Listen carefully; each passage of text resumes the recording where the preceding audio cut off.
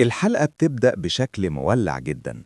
غندور بيروح لعلي في المحل، وعلي على طول بيدخل في الموضوع من غير لف ولا دوران، وبيقول له: بص يا غندور، لو عايز فلوسك ترجع يبقى تقولي الحقيقة، مين اللي عمل فيا أنا وروح كده؟ غندور يحس إن مفيش مهرب، فيتنهد كده ويبدأ يتكلم ويقول لعلي إن في اتفاق كان حاصل زمان بينهم كلهم، هو وخليل ومختار وميادة وعظيمة، وحتى ماهر وصفوان كمان كان موجود وقتها. الاتفاق ده كان هدفه إنهم يخلصوا منك أنت وروح خالص، يعني كانوا ناويين يمسحوكم من حياتهم نهائي. علي يتصدم من الكلام، لكن يحاول يفضل هادي ويسأله: طيب مين فيهم اللي عمل كده في روح؟ غندور يقول له بصراحة: والله يا علي أنا معرفش مين بالظبط، بس أكيد واحد من اللي كانوا موجودين في الاتفاق، بس أنا وخليل ملناش دعوة باللي حصل لمراتك. علي يبصله شوية ويفكر، وبعدين يقول له: تمام، وأنا عند كلامي، ولو عرفت أي حاجة جديدة تيجي تقولي على طول. غندور يهز راسه ويمشي، لكن علي يفضل واقف مكانه، وكل اللي بيدور في دماغه إن كل اللي حواليه كانوا داخلين في اللعبة دي من الأول، وده معناه إن اللي جاي مش سهل خالص. وفي نفس الوقت علي بيكون داخل على ماتش مهم جدا في النهائي، وحياة تجيله هجل الماتش وبتقوله كلام مفاجئ، تقوله إنها قالت لأبوها إنها عايزة تتجوزه. علي يتفاجئ شوية ويقول لها إن كلام أبوها حسسه إنه ملوش قيمة، لكن حياة ترد عليه بسرعة وتقوله: سيبك من بابا، خليك معايا أنا بحبك ومش هسيبك، وتفضل تشجعه وتقوله إنه لازم يكسب الماتش علشانها.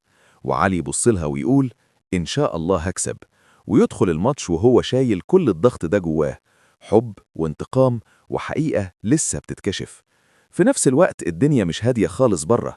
منصور بيكون تايه ومش عارف يعمل ايه، خايف على سيف وكمان على همت، وحاسس ان الدنيا بتقفل في وشه واحدة واحدة بعد ما ميادة خدت كل فلوسه.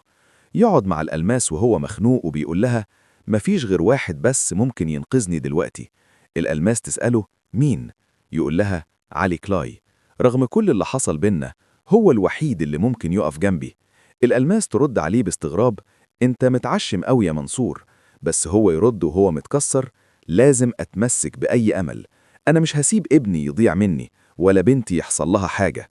وبالفعل ياخد قراره ويروح لعلي، وأول ما يقابله يقول له برجاء: الحقني يا علي، أنا في مصيبة. علي يستغرب ويسأله: في إيه؟ منصور يحكي له كل حاجة حصلت، وإن سيف حالته صعبة جدا وهمت كمان في خطر، وبيطلب منه فلوس. ورغم كل اللي حصل بينهم قبل كده، علي يثبت إنه جدع، ويقول له: اللي بينا عيش وملح ومش هنسى ده، ويديله الفلوس اللي هو محتاجها من غير تردد. منصور يفرح جدا ويشكره، ويوعده إنه هيرجع له كل حاجة. وبالفعل يبدأ يتحرك بسرعة، يجيب دكاترة لسيف ويحاول ينقذ همة قبل ما الوقت يفوت.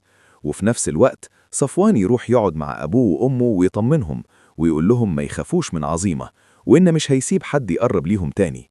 أبوه يقول له: ربنا هو الحافظ يا ابني. وصفوان يرد: ونعم بالله، وأنا كمان بقيت شغال مع علي وبكسب بالحلال، وإن شاء الله قريب أجيب لكم بيت ونسيب المكان ده. لكن أبوه يرفض وبيقول له إنه عايز يكمل حياته في نفس المكان ويفتح المحل تاني.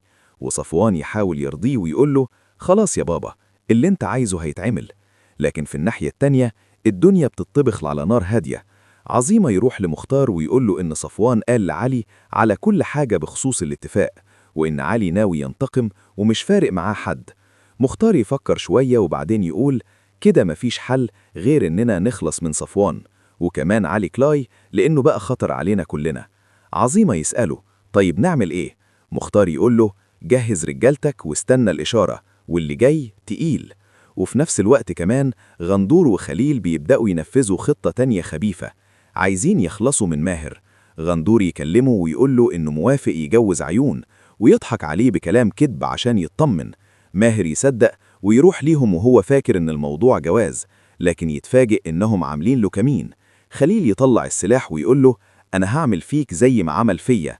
ماهر يحاول يدافع عن نفسه ويقول إن علي هو اللي ضربه مش هو، لكن خليل ما يسمعش كلامه، وفجأة يضرب عليه نار. ماهر يقع على الأرض وهم يسيبوه ويمشوا.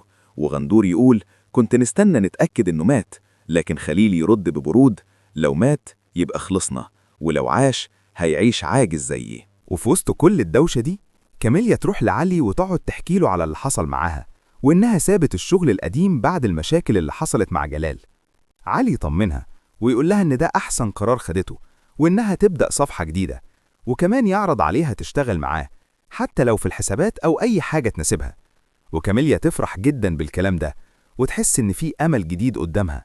وفي نفس الوقت علي وصفوان بيكونوا بدأوا يتحركوا بذكاء، عاملين خطة وموزعين رجالة يراقبوا كل تحركات أعدائهم، خصوصا ميادة. كل حاجة بقت محسوبة وكل خطوة ليها هدف. وبالفعل يقدروا يوصلوا المكان روح، وصفوان ياخدها بسرعة ويوديها لعلي. علي أول ما يشوفها قدامه يخرج من الماتش على طول من غير ما يفكر، ويجري عليها ويحضنها وهو مش مصدق إنها رجعت له تاني. يقعدوا مع بعض وروح تبدأ تحكي له كل اللي حصل معاها من أول ما اتخطفت لحد ما ظهرت تاني، وعلي يكون سامع وكل كلمة بتولع جواه أكتر. وبعد كده علي ياخد قرار مهم جدا، يروح يواجه ميادة بنفسه. أول ما يدخل عليها يبص لها ويقول لها: أنا متأكد إنك مستحيل تخلفي، والولد ده ابني أنا يا ميادة. ميادة في الأول تحاول تمسك نفسها، لكن فجأة تعترف وتقول له: أيوة، الولد ابنك. علي يتعصب جدا ويقول لها: فين ابني؟ أنا عايزه حالا. لكن ميادة تبتسم ابتسامة مستفزة وتقول له: مش هتشوفه، وهتفضل طول عمرك تتحسر عليه. علي يتجنن من الكلام ويزعق فيها: انطقي، فين الواد؟ لكن هي تقول له ببرود: امشي يا علي، وانسى ان عندك ابن، وعلى فكرة هو مش هنا. علي يبصلها بنظرة كلها غضب وتحدي ويقول لها: ماشي يا ميادة، أنا كده كده هوصله، ولما ابني يبقى في إيدي ساعتها هوريك يا علي كلاي بجد. ويسيبها ويمشي وهو مولع من جواه، وكل اللي في دماغه حاجة واحدة بس: يرجع ابنه بأي طريقة. وعلي يخرج من عند ميادة وهو مش شايف قدامه من الغضب، يروح على طول لصفوان ويحكي له كل اللي حصل، ويقول له إنه متأكد إن ابنه عايش بس مش عارف يوصل له فين. صفوان يحاول يهديه ويقول له: طيب هتعمل إيه دلوقتي؟ علي يرد عليه وهو مركز جدا: أنا مش هأذي ميادة دلوقتي لحد ما أوصل لابني، لأنها ممكن تعمل فيه أي حاجة وهي مجنونة. وفي نفس الوقت ميادة تروح لمختار، لكن المرة دي مش عشان مساعدة بس، لأ، دي بتطلب منه طلب غريب جدا. تقول له: أنا عايزة نتجوز. مختار يتصدم من الكلام ويبصلها ويقول: انت كده بتلعبي بالنار يا ميادة، وكان المفروض من الأول ترجعي ابن علي أو تخلصي من الموضوع كله. لكن ميادة ترفض تماما وتقول له إنها مش هترجع الولد، وعايزة تخلي علي يعيش طول عمره مقهور عليه. مختار يحاول يفوقها ويقول لها: انت كده رايحة على نهايتك بإيدك. لكن هي تتحداه وتقول له: يعني إيه؟ انت خايف؟ مختار يرد بثقة: أنا عمري ما بخاف، بس مش بدخل حرب خسرانة. ميادة تفهم إنه مش هيقف جنبها في اللي جاي، فتقول له: خلاص، أنا هحارب لوحدي، وتسيبه وتمشي وهي ناوية تكمل للنهاية. ونرجع تاني لعلي وصفوان، الاتنين قاعدين بيتكلموا وبيحاولوا يرتبوا خطواتهم الجاية، وفجأة ومن غير أي مقدمات رجالة عظيمة ومختار يهجموا عليهم ويبدأوا يضربوا نار عليهم بشكل مفاجئ. الدنيا تقلب في ثانية، رصاص في كل حتة، وعلي يحاول يتفادى الضرب، لكن قبل ما يحصل أي حاجة صفوان يقف قدامه فجأة، والرصاصة تيجي فيه هو بدل علي. صفوان يقع على الأرض في لحظة، والدم حواليه في كل مكان، والرجالة تهرب بسرعة بعد ما يخلصوا اللي جايين يعملوه. علي يقف مصدوم، مش مستوعب اللي حصل، يبص لصفوان وهو واقع قدامه ويحاول يفوقه، لكن الموقف بيكون صعب جدا. بعد اللي حصل لصفوان، علي يفضل واقف مش مصدق اللي شافه بعينه. ينزل على الأرض بسرعة ويحاول يسنده ويفضل ينادي عليه باسمه، لكن صفوان يكون خلاص بيفقد وعيه والدم مغرق المكان. علي يتجنن حرفيا ويحس إن الدنيا كلها بتقع عليه مرة واحدة. واحد كان واقف جنبه وبيحاول يصلح كل غلطاته، وفي الآخر بيدفع حياته تمن إنه واقف معاه. المشهد ده يقلب علي من جواه، مش بس حزن، ده بقى غضب وانتقام بشكل أكبر من أي وقت فات. كل حاجة بقت واضحة قدامه، يا إما هو يا إما كل أعدائه. وفي نفس الوقت كل واحد من اللي خططوا وشاركوا في اللي حصل يبدأ يحس إن علي مش هيعديها المرة دي، لأن اللي حصل مش سهل، ودم صفوان بقى في رقبتهم كلهم. علي يقف بعد لحظة انهيار ووشه كله اتغير، مفيش فيه غير نظرة واحدة: الانتقام. يبص حواليه وكأنه بيقسم في نفسه إن اللي حصل ده مش هيروح هدر.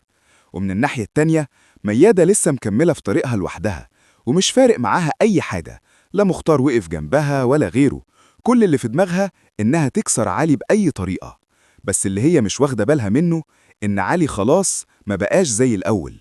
دلوقتي بقى عنده دافع أقوى بكتير، ابنه ودم صفوان. ومع نهاية الحلقة الدنيا كلها بتبقى مفتوحة على احتمالات خطيرة جدا. علي داخل على حرب كبيرة مع كل اللي حواليه، وما بقاش عنده حاجة يخسرها. ابنه لسه مخطوف ومش معروف مكانه، وميادة مصممة تكمل للنهاية، ومختار وعظيمة بيجهزوا للضربة الجاية، وكل الأطراف بقت في مواجهة مباشرة. واللي حصل لصفوان بيكون الشرارة اللي هتولع كل حاجة، لأن الدم عمره ما بيروح ببلاش، وعلي أكيد مش هيسكت. النهاية بتسيبك متوتر ومستني اللي جاي، لأن الحلقة اللي بعدها واضح إنها هتكون مليانة مواجهات وتقلبات أقوى بكتير. ولو عجبكم الملخص ما تنسوش تعملوا لايك للفيديو وتشتركوا في القناة وتفعلوا زر الجرس عشان يوصل لكم كل جديد، وكمان اعملوا شير للفيديو مع أصحابكم. فاير!